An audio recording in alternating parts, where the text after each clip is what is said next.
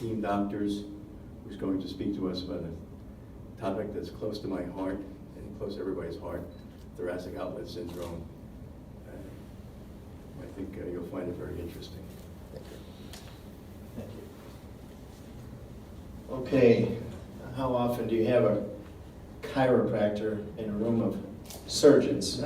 First of all, I'm extremely surprised and honored when I walked in the room that the surgeons that were here greeted me with enthusiasm and with honor and respect, and were very interested in what I had to say about thoracic outlet syndrome. One of the things that I did hear from them was that, oh, thoracic outlet syndrome, I'm going to stay away from that because there's complications and it's difficult to do surgery on it, and the results aren't as good. So with that, I'm going to start off with a talk on some conservative care options for patients that have failed thoracic outlet syndrome surgery. Now, so many people in the United States are getting thoracic outlet syndrome surgery, and there's only maybe a dozen top doctors in the world that are in the nation that really will take a shot at it because it's difficult to do the surgery and the outcomes aren't as good sometimes, and so there are just a handful of doctors that are doing most of the surgeries in the US. And it's becoming quite an epidemic in the United States because of the use of cell phones and computers. In fact, you know, the shoulder wasn't meant to do 11 and a half hours of work in one day. And according to Nielsen statistics, the average American uses their hand and their shoulder manipulating gadgets like cell phones, remote controls, Nintendos, and all kinds of gadgets that we have been thrown at. So it's one of the most underrated, overlooked, and misdiagnosed conditions that proves very difficult to manage. And I specialize in thoracic outlet syndrome because I had thoracic outlet syndrome. As a young rugby player, I was a hook, and I was in the scrum, and I was lifted up by my shorts by two giant men. We pushed me into another group of athletes like a battering ram, and then we pushed and shoved in the mud, and then I went headfirst into the dirt, broke 3 ribs, and had a concussion and neck injury that stayed with me for 7 years. I had a car accident where I was looking in the rearview mirror and saying, oh no, at 70 miles an hour, just kept coming, and bam, it hit and I said, oh my God, I'm not gonna feel good after this. 2 people flew through the window. It was a drunk driver, and then that made it worse. And on top of that, what happened was I took 27 credits the first summer in college. And so could you imagine, my neck is down here looking at the papers, and I'm trying to study these 27 credits in the summertime, and it just wasn't good for my neck. I had thoracic outlet syndrome for 7 years. It was not properly diagnosed, and I went to 15 chiropractors. My father was a chiropractor. I was in a chiropractic school, and that's about the neck and shoulder. And my father gave me a first rib adjustment. It helped, but it was an hour away. By the time I drove home like this, that pain came back again. So if you're suffering with thoracic outlet syndrome, or you have a patient that has thoracic outlet syndrome, and you haven't been able to get the proper diagnosis and treatment, don't feel bad, because I was actually trying to figure it out for myself. And finally I figured it out and treated myself. It's the most underrated, overlooked, and misdiagnosed conditions, and very difficult to manage. You're going to find out why in a minute, but I specialize. I used to, in my practice, a typical chiropractor, I hate to tell you guys, but there are chiropractors out there that can see 70 patients in a day. They give it, how's your family? Doing great, okay? listen, how's that neck feeling? So it's less pain today, write it, jot the note down. Okay, lay on the table, okay, adjustment of the neck, adjustment of the back, okay, turn over, adjustment of the lower back. Okay, Susie will take you now for your ultrasound and muscle stimulation. And that is, over $100 a visit. And if they see 70 patients a day, you do the math, it's very low risk, and they do very well financially with that model. Thoracic outlet syndrome does not fit that model. Thoracic outlet syndrome is time-consuming, extremely time-consuming.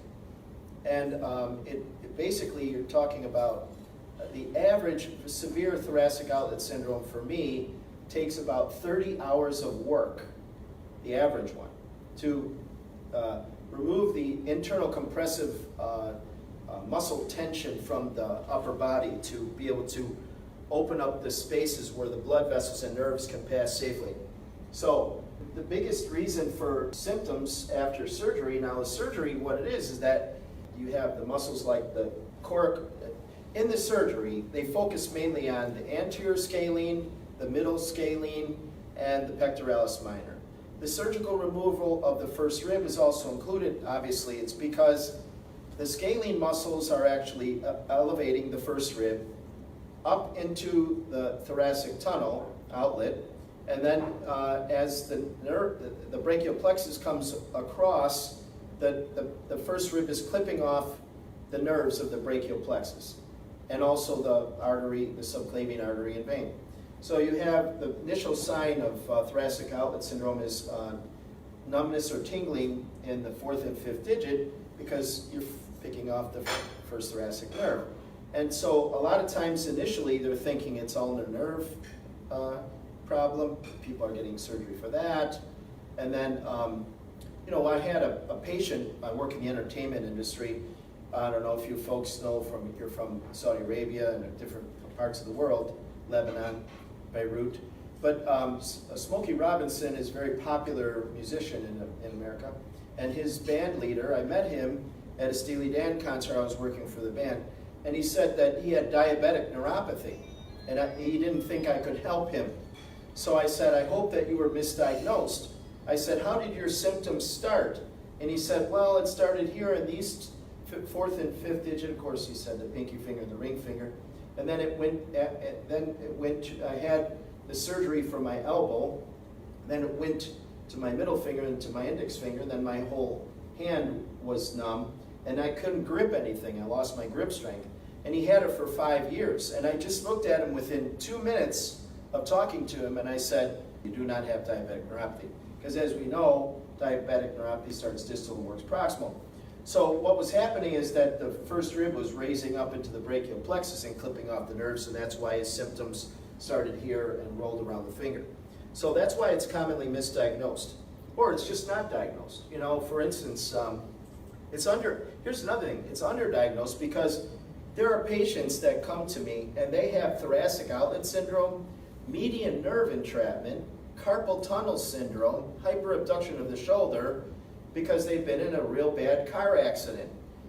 Or they have a job where they're putting bottles into a box all day long. And then they go home, or they're at their lunch hour doing this with their cell phone, and they go home and they lean back with their 10-pound head dangling from their neck while they're watching their favorite TV show, and their body is just absolutely, they're not a patient, like they're a project. And they're not really we're not treating a condition. It's the complexities are, and you know what else? They have insurance that covers 30 minutes of deep tissue.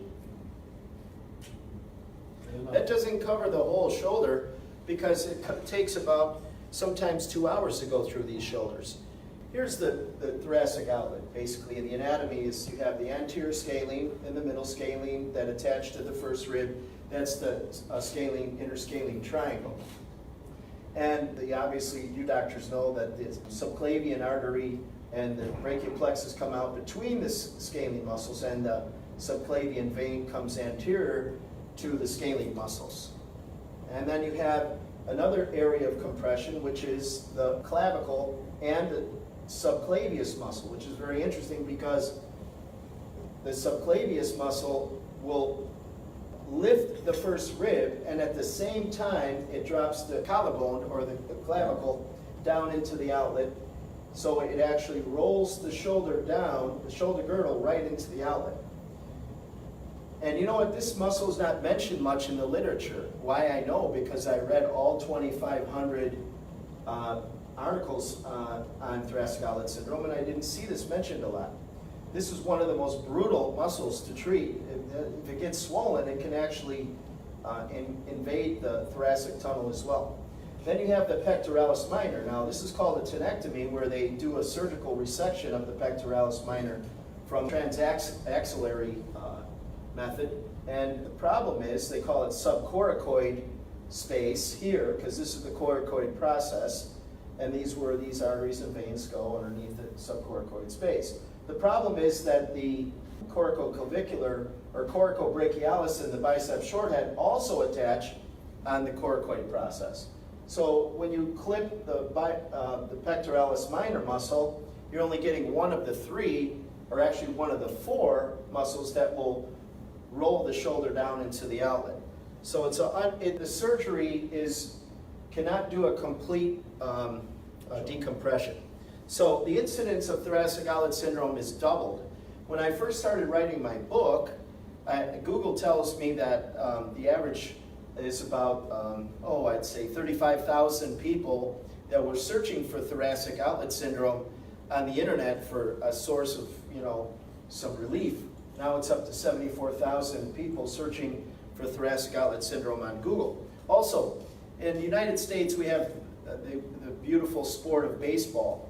The first 30 years, say from 1960 to 1990, a handful of athletes got thoracic outlet syndrome.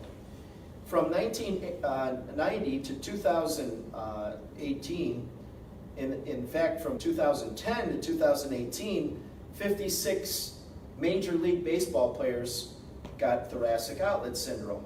And then from 2000 to 2018, 27 athletes got thoracic outlet syndrome. So the curve would be kind of like this. So here, I'm sure I don't work with baseball players yet, okay? But what's happening is they're probably looking for the source of the compression in their baseball pitching, like as if... Is it all pitchers? The pitchers, yeah, pitchers. And they say, well, they're throwing harder. But, in the old days, they threw hard. And also, here's another thing. They're only pitching for a few innings. Mm-hmm. And the pitchers in the old days pitched in, how you say, games. In my day, the pitchers pitched a full game, and maybe they paced themselves. I don't know. I haven't had an opportunity to work with pitchers.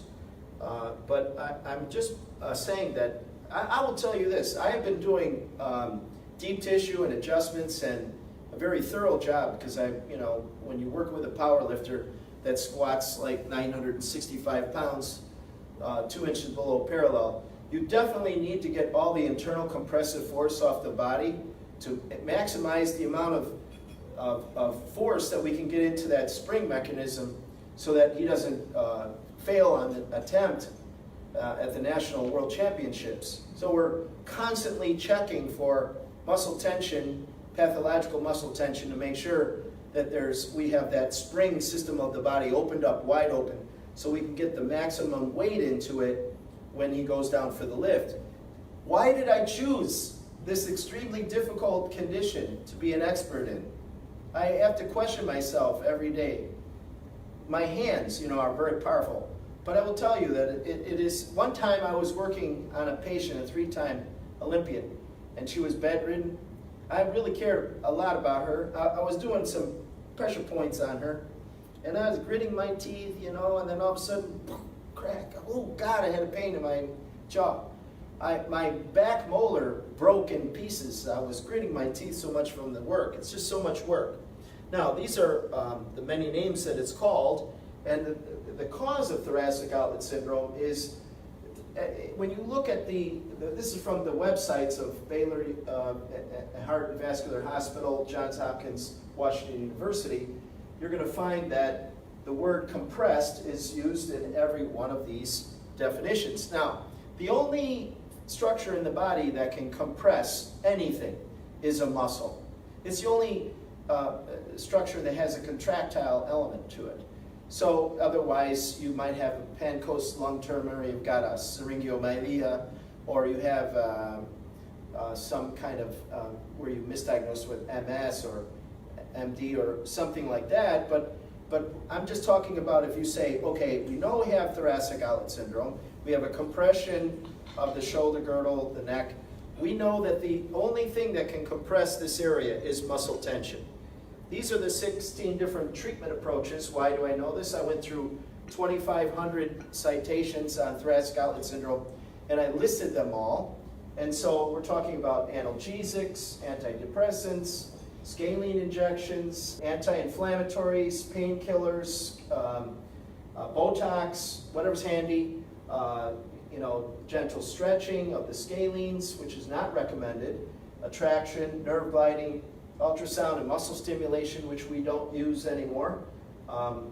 Also support bras for the women who have larger breasts for pulling on the shoulders, and breast reduction, and for that same reason, ergonomic changes like your workstation to improve your ergonomic workstation, corrections of the first rib alone, and general massage and exercises.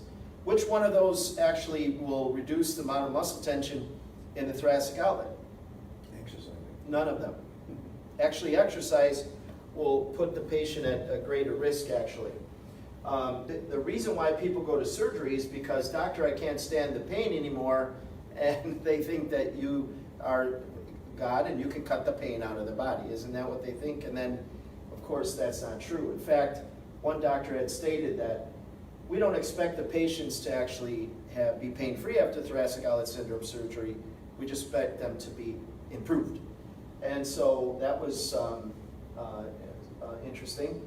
Neurologic deficit, like NTOS, is neurologic thoracic outlet syndrome, which is just a numbness in the hand. And if you have a blood clot, and you have a thrombosis, and you have a potential for emboli and pulmonary infarct, by all means, let's make sure that that patient gets the clot busters and gets the decompression if it's necessary. However, a doctor at Stanford University, Dr. Lee, he's been cherry picking some cases where he's doing the catheter-induced clot busters to break up the clot, and some of the patients he's allowing to go home without the decompression surgery, and others he's doing the surgery.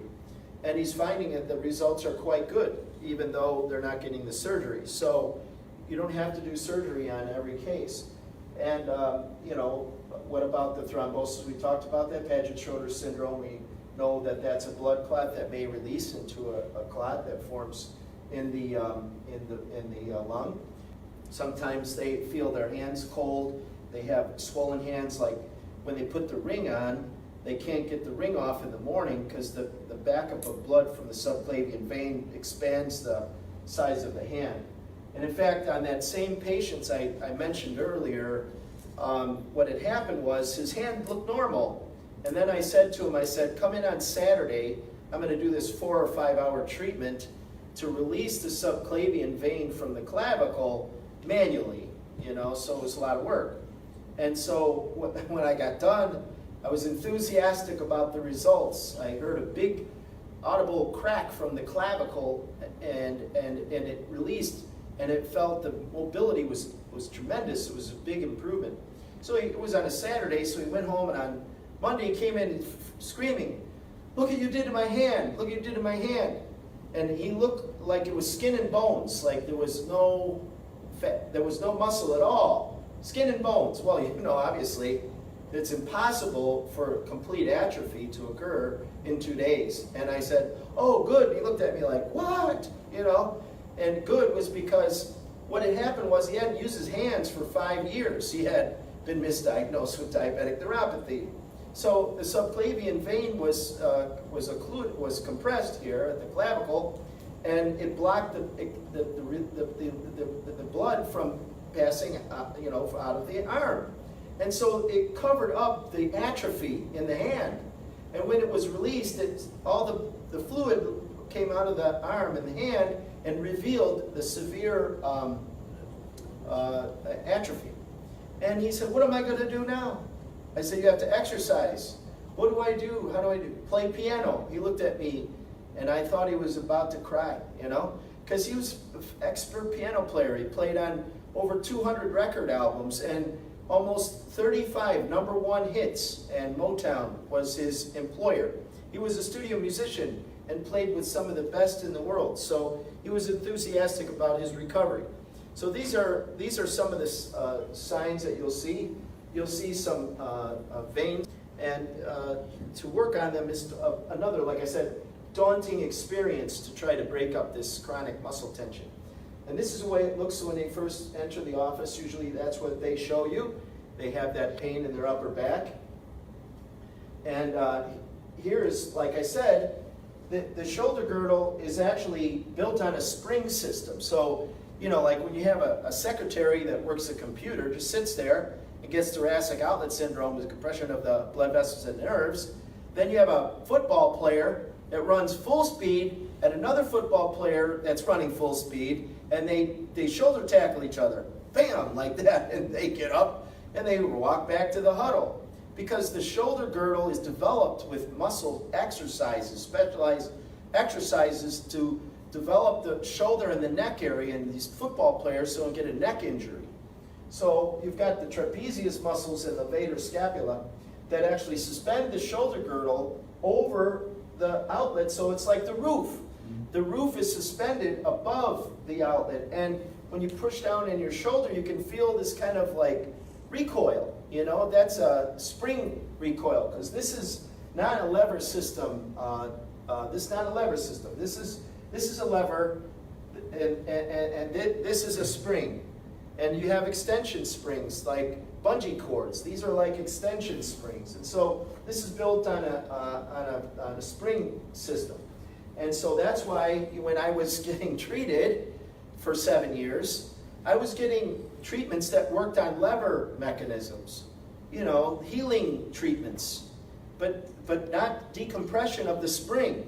The muscle tension is created by reflex in the brain that keeps repeating, chronic, because it keeps getting stimulated by inflammation and low pH from the production of lactic acid from the constant muscle tension, and it keeps circuiting around and around, and you just end up in chronic pain.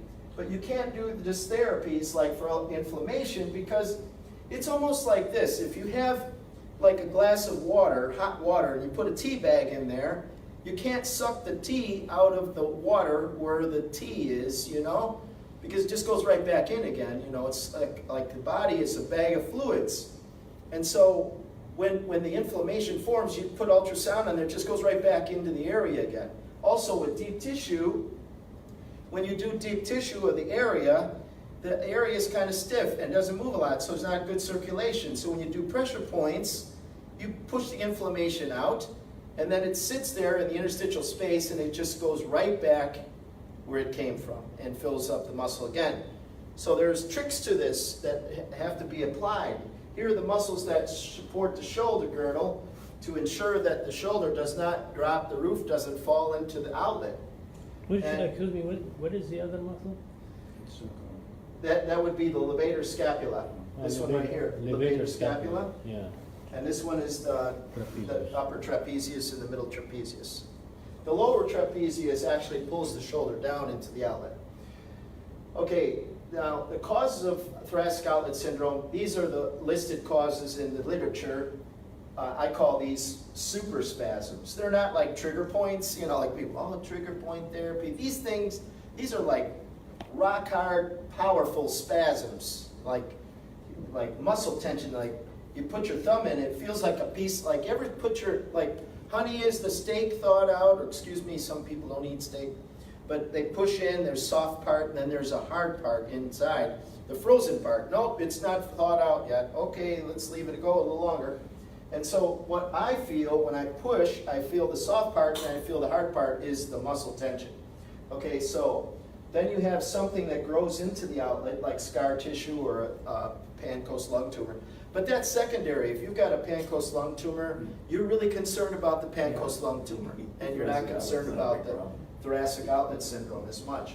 But it is anomalies like cervical ribs and elongated bones, like the TPs of the spinous process, TPs of the spine, transverse processes. Now here's a problem that I have. Like, for instance, let's say a patient is 30 years old and they wake up one morning and have this terrible pain and it doesn't go away, and they do stretching, you know, which takes the scalenes and actually lifts the rib up even higher, you know, and the muscle's not really, it's not really short, so I don't know why you're stretching it. It's contracted. It's contracted. You have to stop it from contracting. You don't stretch it. So but people are mechanical in this field. In my field, when in doubt, stretch everything out, you know. It's technical rather than looking at a body as an engineer or a physicist. So they make mistakes. These are the mistakes that are made. So what happens is that they say, well, these cervical, you take a picture of it, x-ray, oh, look at that, you have extra ribs in your spine. Oh my God, look at that. You feel like deformed, you know. But they live for 30 years with those extra ribs without symptoms. So well, how can you possibly say that these cervical ribs are contributing to the thoracic outlet syndrome when the patient lived for 30 years without symptoms? It just isn't right. It's not the cause, okay? So, but you know what? Insurance pays for it, and we're going to surgically remove them. The problem is it's just like heartbreaking when you see like a 16-year-old who's addicted to Facebook and they're addicted to Instagram, and the mom can't get that phone out of their hand, and when the patient walks in, I'm examining the patient doing muscle testing, and the kid's got the phone in their hand. I said, do you mind, can you help me out here? The parents, you know, I want to first start with the parents, okay? And then the parents they're afraid of the child. Well, I'm not afraid of the child. Look here, you see this place here? This is Team Doctors. This is my place, and these are my rules. Now, let me have that phone. Take that phone, and then I was right in the middle of an important conversation about my BFF. Oh my God, well that'll have to wait because we're in the middle of examination, okay? All right, so it's just daunting how the parents want the child to have a phone at age 4. I have a parent that gave a child a phone at age 4. You know, a 16, why do you need a phone when he's going to school and coming home? I have to keep track of him. Well, he's going to school, he's coming home. Remember, you know, we old guys, in my day, we didn't have cell phones, right? We didn't even have answering machines. So the floor of the outlet is the first and second rib, okay? And so the scalene muscles actually lift the anterior, middle, and posterior scalene muscle lift the first rib up into the outlet. And then it causes that pain up here because of the attachment of the first rib on the first thoracic vertebrae. So they feel this pain up here and they say, it's my shoulder. And it's really the first rib attachment to the thoracic spine. And also they feel this collarbone pain. I got this collarbone pain, I can't get rid of it, keep stretching it out, won't go away. And so that's, and then they have also chest pain. And some of them get chest pain so bad they can't even breathe. And what they do is they say, I got to go to the hospital, you're going to have a heart attack. You're only 19, you're not having a heart attack. Parents are like, oh, well, I'm bringing him anyway. Okay, $13,000 worth of tests later. He's healthy as a horse. Bring him to me now, please. Okay, thank you. We find all these subluxations. The rib cage is twisted into a chronic state of suffering. It's just twisted like somebody took a sledgehammer to a bird cage. And you have to sort all this out. It's complicated. Here's the main cause here. When you have a person, you know, the writing reflex, when Sir Sherrington checked people, he said, my God, look at that. It happens automatically almost. I want to see if it's learned or if it's reflexive. So he took animals and he cut the connection between the cerebellum and the midbrain and found out that it continued to do this, you know, where the head was still perpendicular to earth, gravity, and the eyes were on the horizon. So what he said was it must be built into the reflexes, and he was right. And that's why he's Sir Sherrington, right? Because he was knighted for that.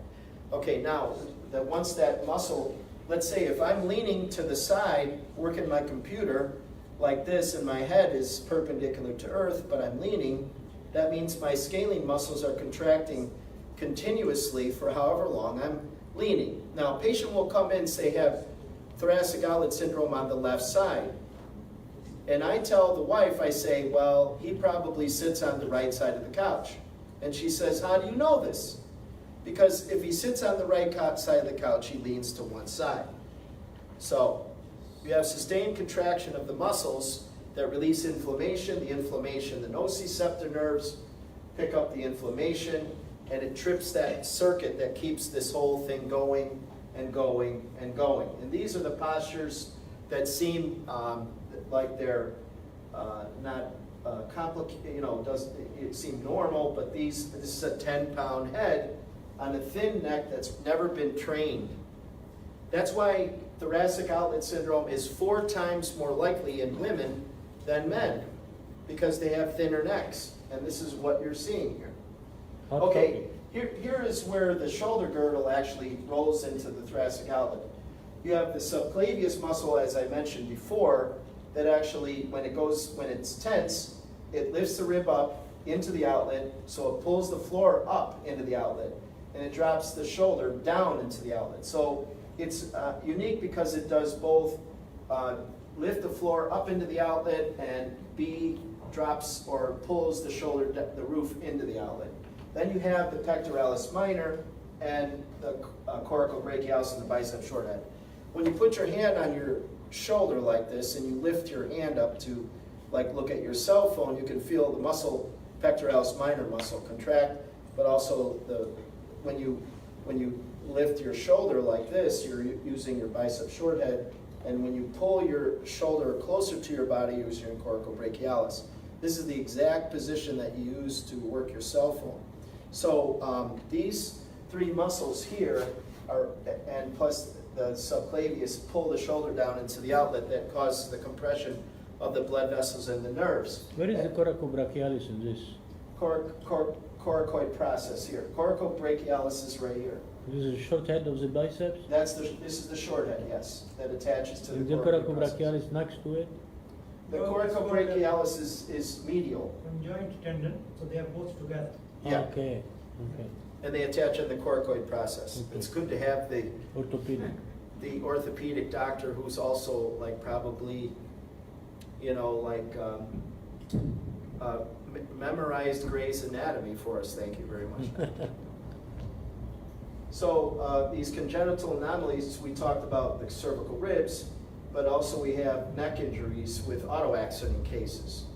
And there's with auto accident cases, you not only have the injury and the medical treatment, but you also have the legal component that puts a twist into everything. You see what I mean?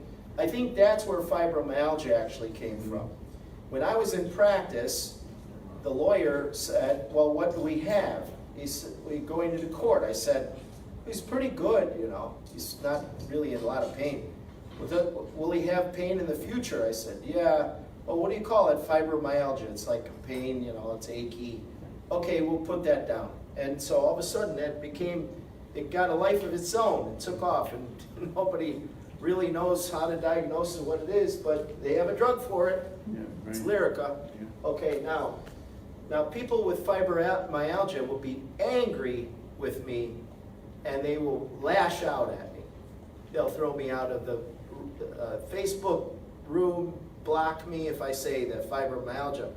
But I was diagnosed with fibromyalgia, and I have a lot of patients that were diagnosed with fibromyalgia, and they're now pain-free. How do we examine the patient? Here's the biggest problem I find with patients, and that what makes them mad, very upset. And we're in a customer service industry, right? So we have to satisfy them, because they could fire us. They say, I'm finding another doctor.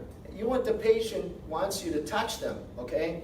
They want you to take your hands and put it where it hurts and other places. They want you to touch where it hurts, track it down, tell them what the muscle is, what it does, educate them. They want to know you know what you're doing, what that is right there that hurts them. You have to do deep tissue palpation, and when you do, you're going to learn something from that, okay? Orthopedic tests are, and now here's what I hate about while orthopedic tests are discussed in the literature. Like they say, well, you know, when you do Adson's test, you know, then you get the positive, which is the reduction in the pulse, and then, well, you know, that may or may not be thoracic outlet syndrome.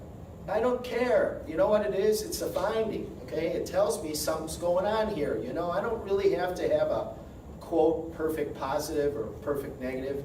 This is not a courtroom case, and I'm not in court. I know that there's something going on here, so that is an important finding. And I'm going to use that to help me to be able to determine how to treat that patient. Now this is when everything just, this is called the project. This is when they have the shoulder pulled in the outlet from this too much of the cell phone, like this, or right? And then they have the neck, the scalene muscles are lifting the rib up into the outlet. So the shoulder rolls down to the outlet, pushing into a brick, you know, it's so hard.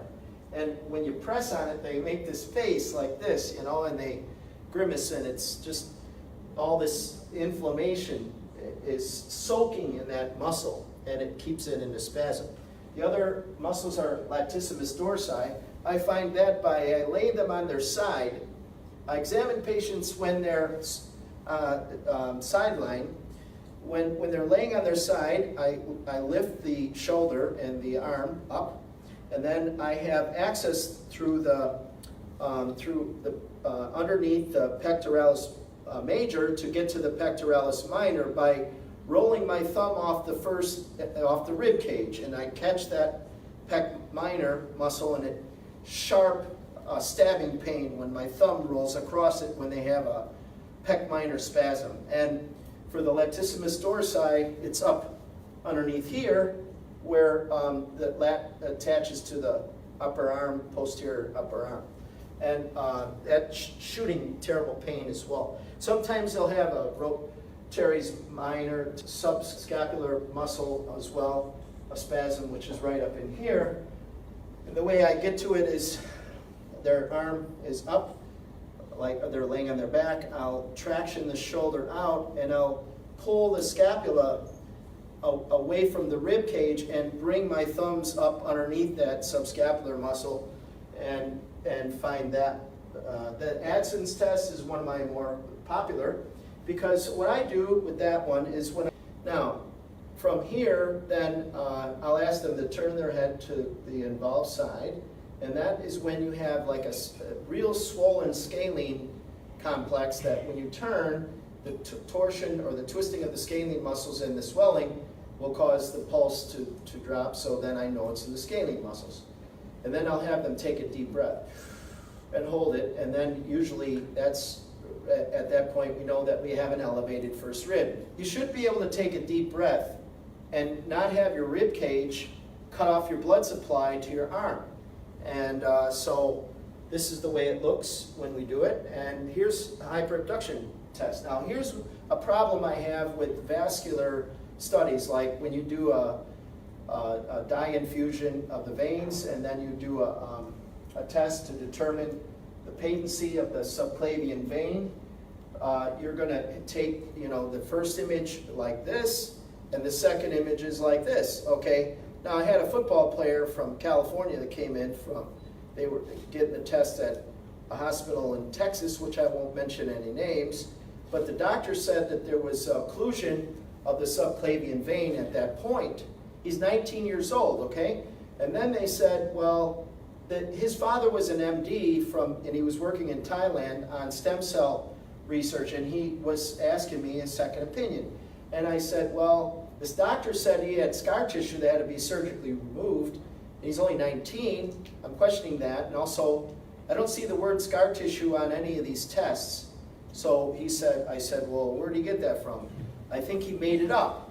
So when you lift the arm up like this, you're going to get the pec minor is going to traction over those vessels. The test after the arm is then put back to neutral position, the blood is moving through the vein, no problem. So I am going to move quickly through this because I have other things I need to go over. Now here's where you have your emboli, or the thrombus that forms underneath the collarbone and in the subclavian vein. And when it releases, it goes in the lung, and of course the symptoms are very heavy breathing and chest pain, and so they need to go to the hospital right away. Here's the biggest mistake that's ever made in treating the neck and also treating thoracic outlet syndrome specifically, which is stretching of the neck. And as you can see, the scalene muscles are really taut. They attached on the first rib, and so you're actually making it worse. Stretching has been found in a lot of research, and especially in the sports world. Static stretching is not necessarily a good thing. Sometimes it increases the likelihood of injury. 10 muscles that you have to do the deep tissue on.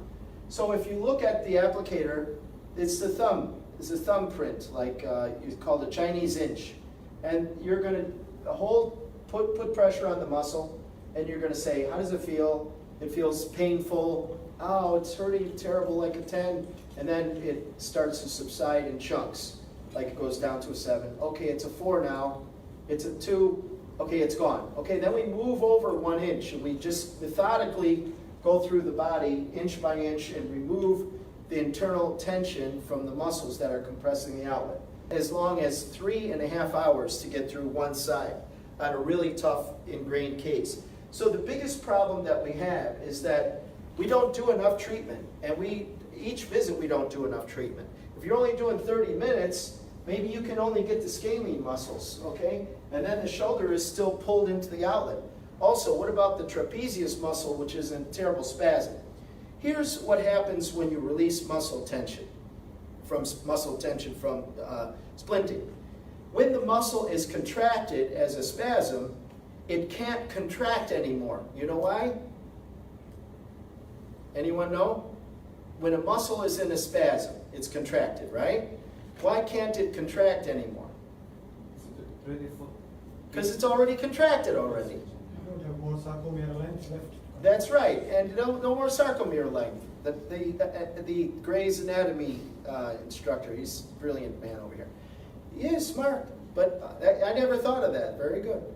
But anyway, what I'm saying is that when you release the muscle tension, the muscle gets stronger because there's greater sarcomere length, and also because the muscle's not contracted anymore, it can contract again. Patients' gait and their body habits, and I can find where these muscle splinting spasms will be without even examining them, because the pattern of the walking pattern will match exactly where the pattern of the muscle tension will be, because it's predictable. The body is a spring system.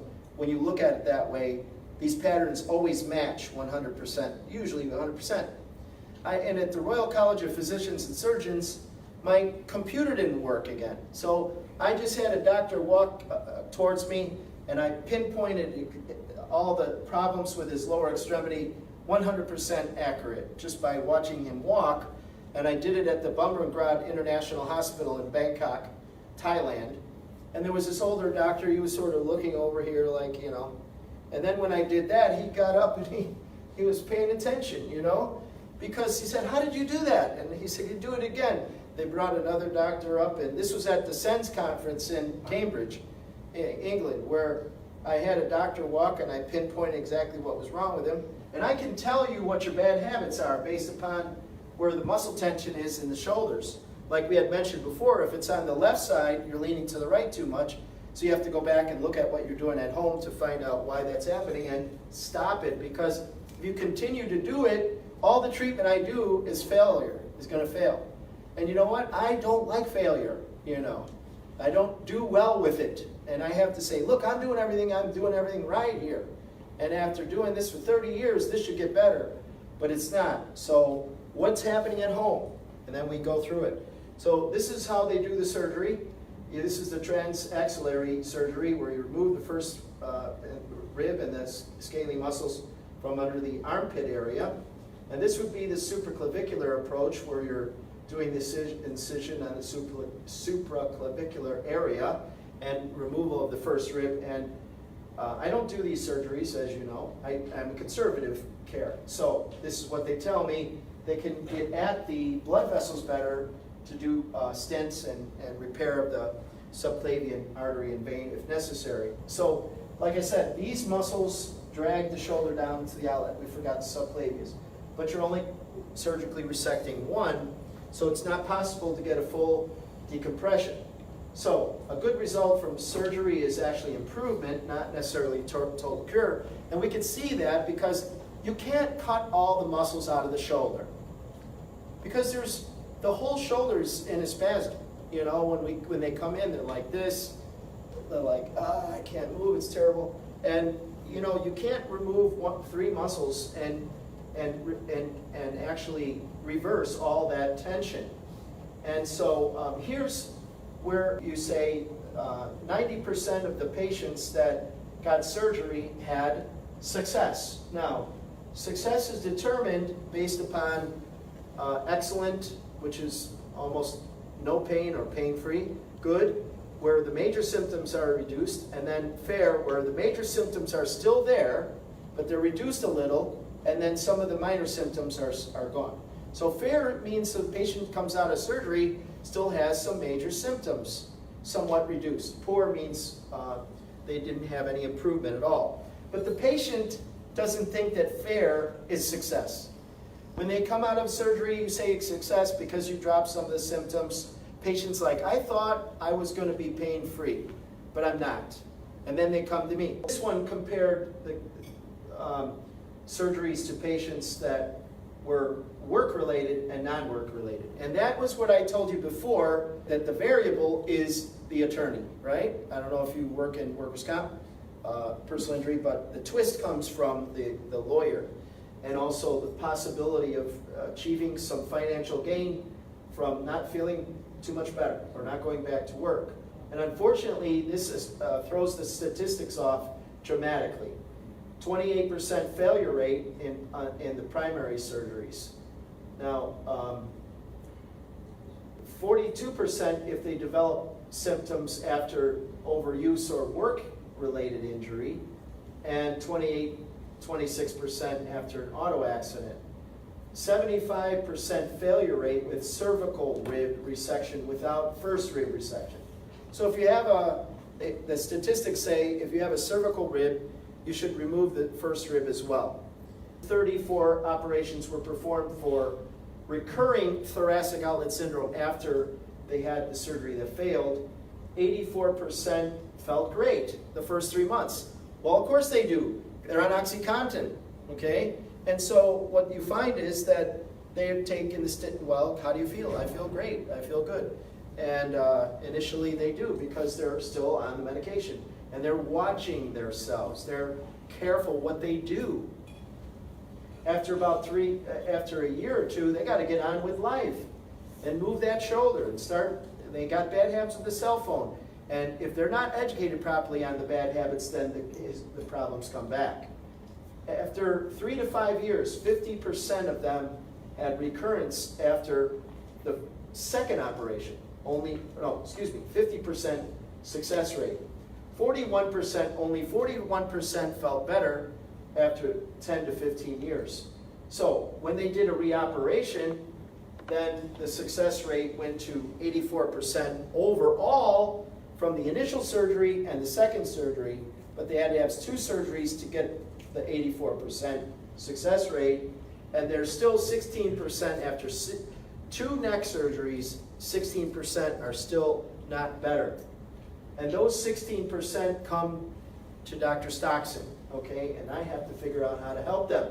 They're not going to get a 3rd surgery, some don't want a 2nd one. 60% were still, after, this is in Washington State, 60% were still disabled after surgery, and 72% were having a lot of pain after vigorous activities. And those who had surgery were 3 to 4 times more likely to be disabled.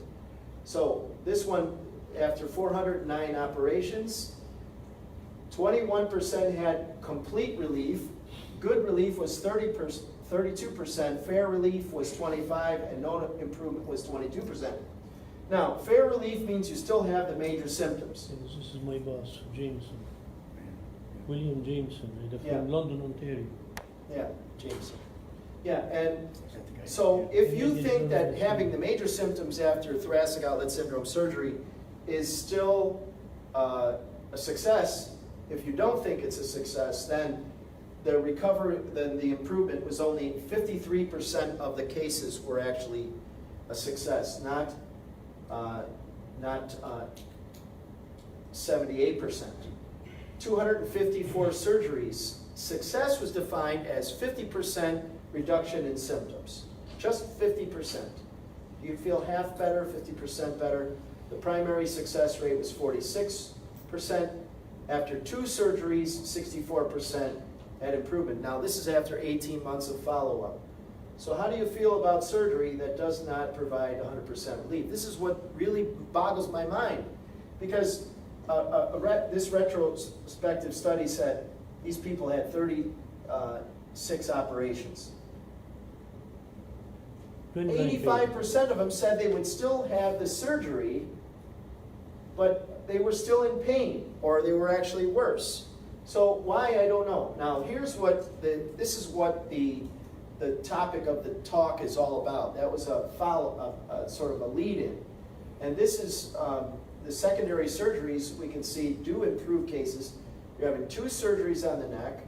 It's complicated and expensive. Okay, now what happens is that people end up on opiates. People can get addicted to opiates the first day, after a week, after a month. So there's a big problem in America with opiates, as we know.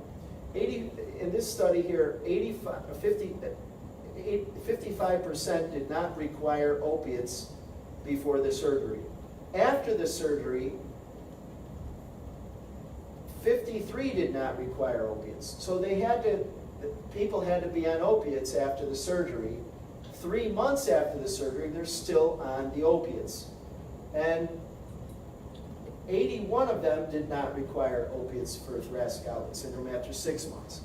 So you're doing surgeries on patients, okay, and they're about $100,000 each. And then after 6 months, only 4 people came off the opiates. 85 patients did not need opiates. Now 81 did not, actually 4 more. So the results show that if they're on opiates before the surgery, most likely they'll be on opiates after the surgery. And so, like I said, people say, well, how do you feel after 3 months? I feel great. Did we qualify? Does that mean, did you do the questionnaire when they're still on the opiates? Because that is a significant input onto whether or not that the surgery was a success. So this study said after 104 months, 27% were still on narcotic analgesics. So opiate addiction, they said that an article that came from the CDC said that patients can get addicted after only a couple of days of taking opiates. And if they're taking opiates for 8 days, 13% were still taking them after a year. And if they're on opiates for a month, then the rate increased dramatically. And here's the other option, okay? Second surgery is the first one. We saw the statistics on that. The second one was just take painkillers and get through the day. And the third one is the spinal stimulator. Now, doctors can install this spinal stimulator, as you know, that will allow you to have less narcotic analgesics or completely come off of them. Depends on the patient. They use a TENS unit and they deliver the impulses to the spinal cord, and they say that it will reduce some pain. The side effects are 22% said the leads that were attached to the spinal cord actually moved. They shifted in the spinal cord and they had to be done over. 10% of the volunteers, the connection for the leads broke loose. and 6% had breakage, connection failure and breakage. 4% got infections, and the cost of these spinal stimulators actually was more than the pain clinic group. And the other problem is that the costs are like $60,000 for a spinal stimulator for Blue Cross, $33,000 for Medicare.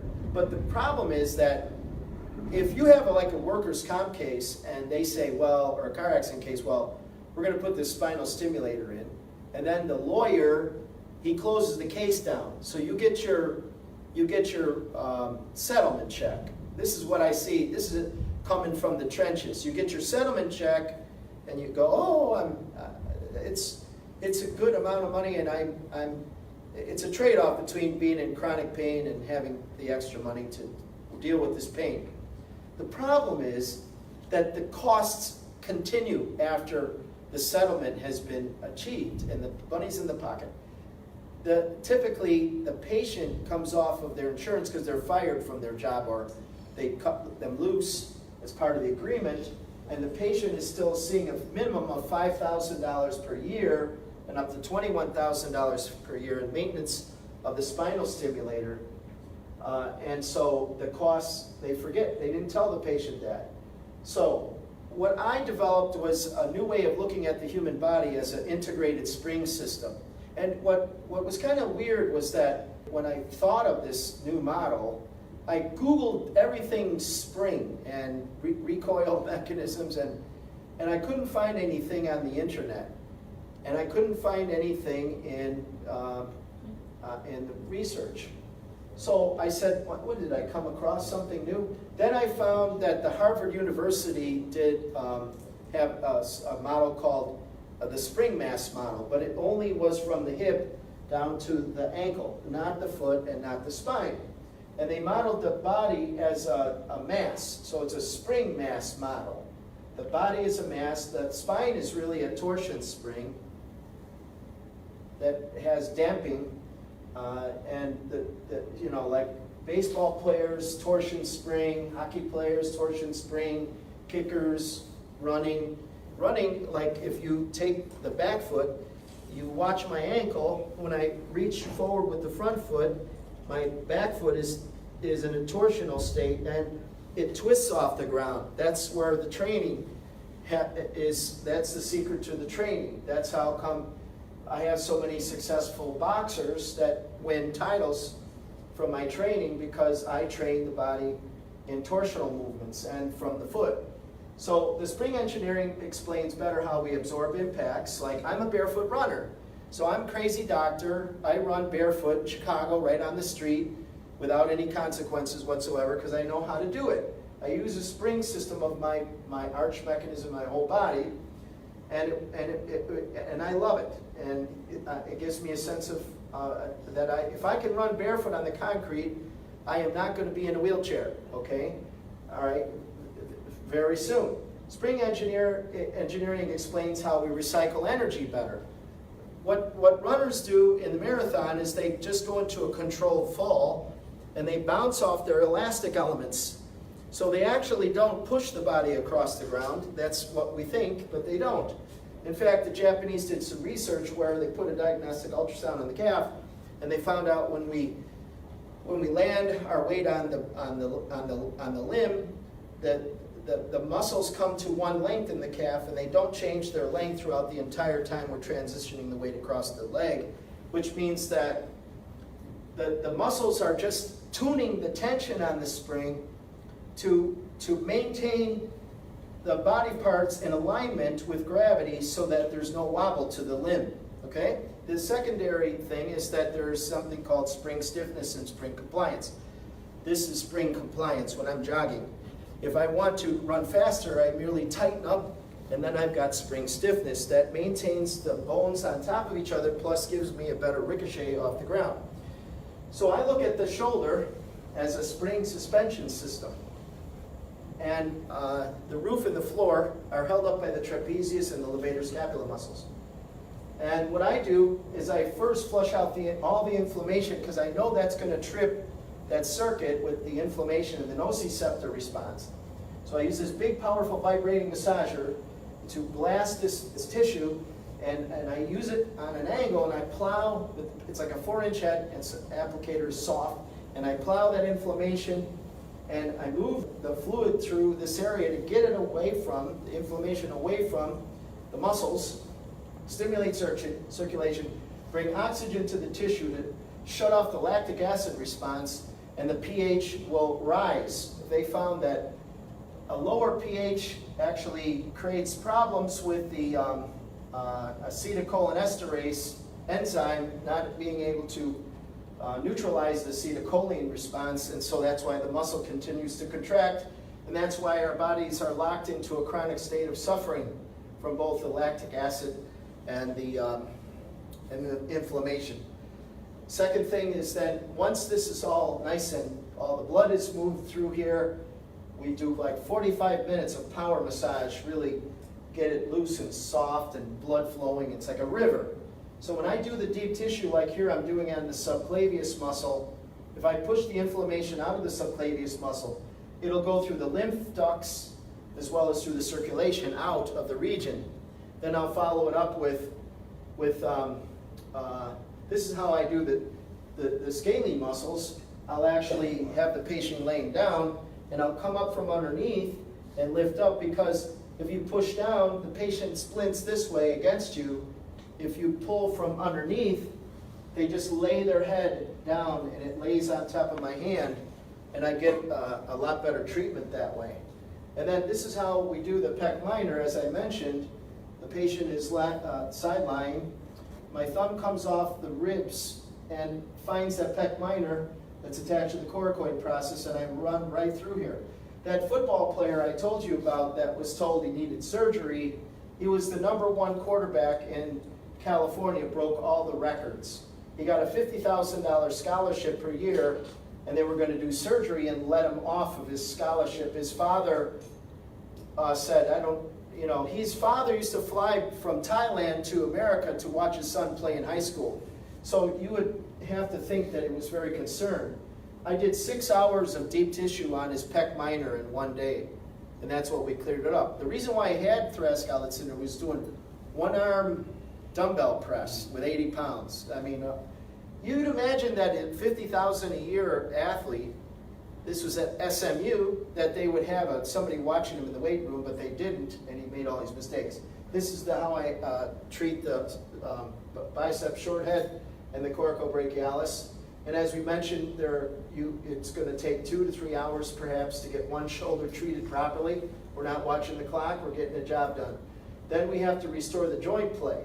You cannot drop the first rib down. Like if a kid walks in like this, we could do back exercises and roll the shoulders off of the outlet. We could do shoulder shrugs, to lift the shoulders off of the outlet. We cannot do exercises to move the second rib down, to keep it from elevating, because no muscles attached to the first rib that we can exercise that will counterbalance the scalene muscle spasms that are lifting the first rib and the outlet. So we have to adjust them.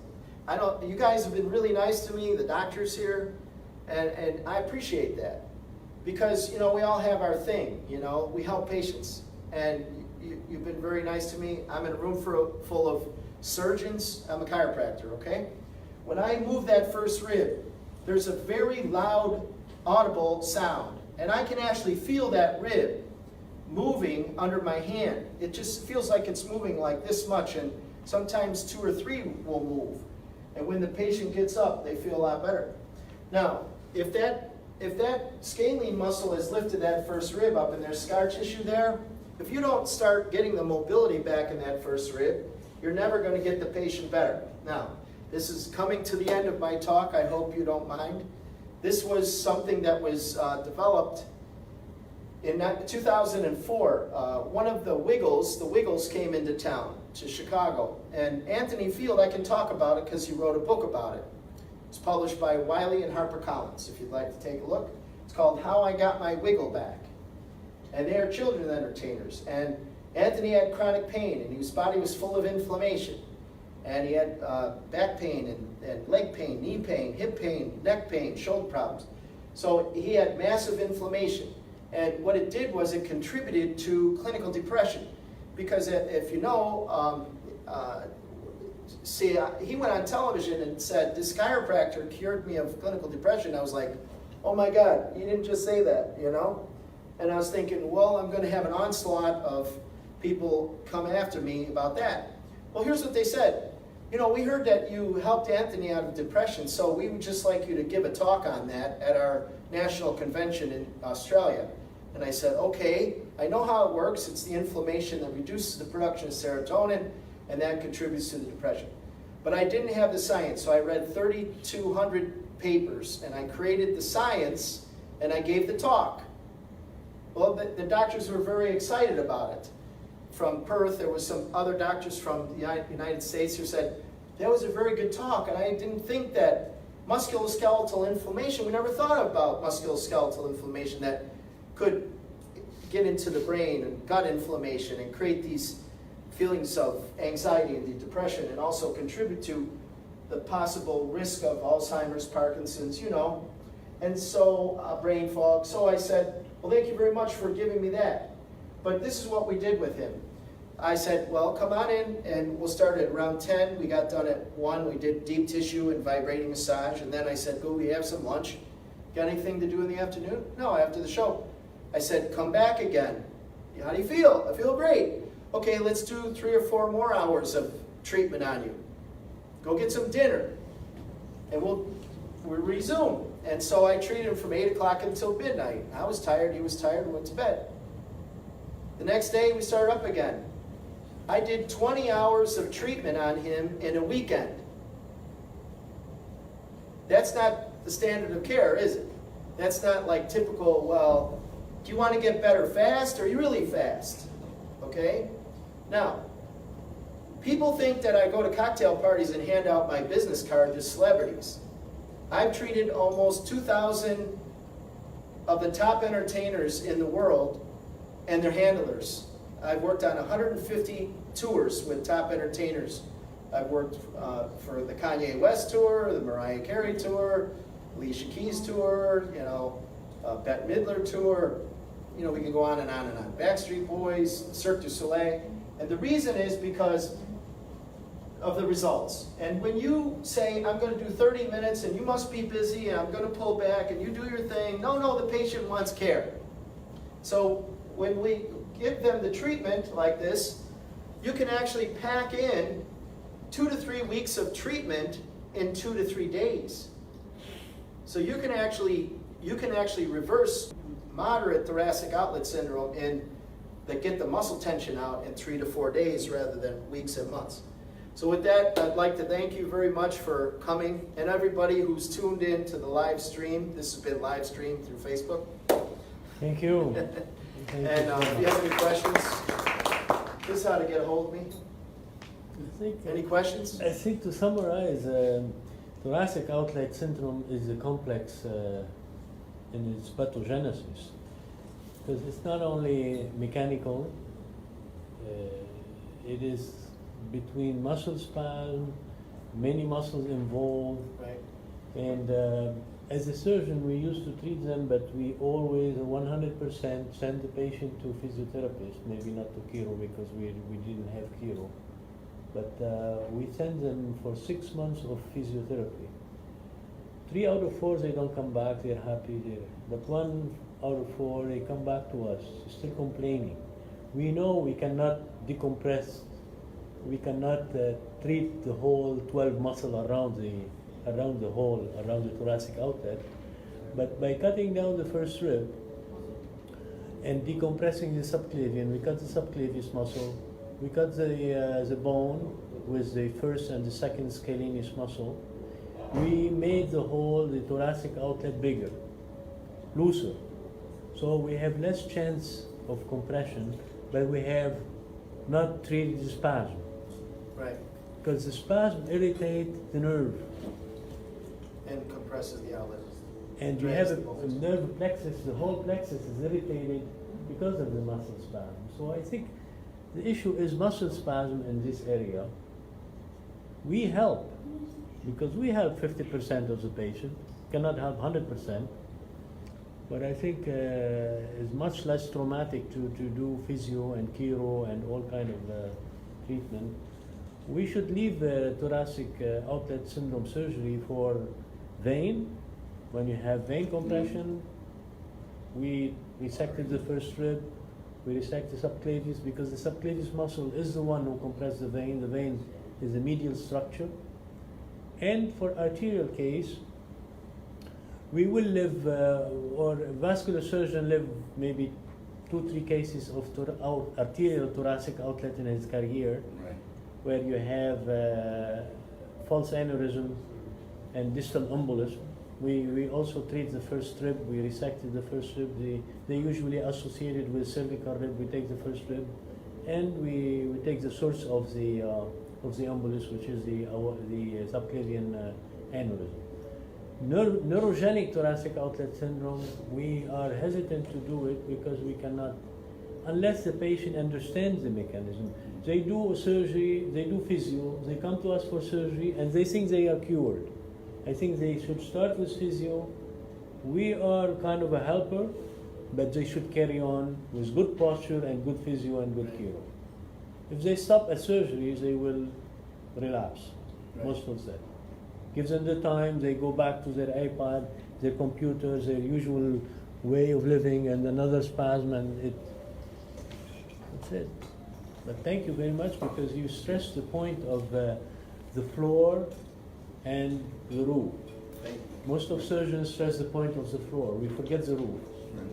And I think the roof is underappreciated. Thank you very much, Doctor. Thank you for a great talk.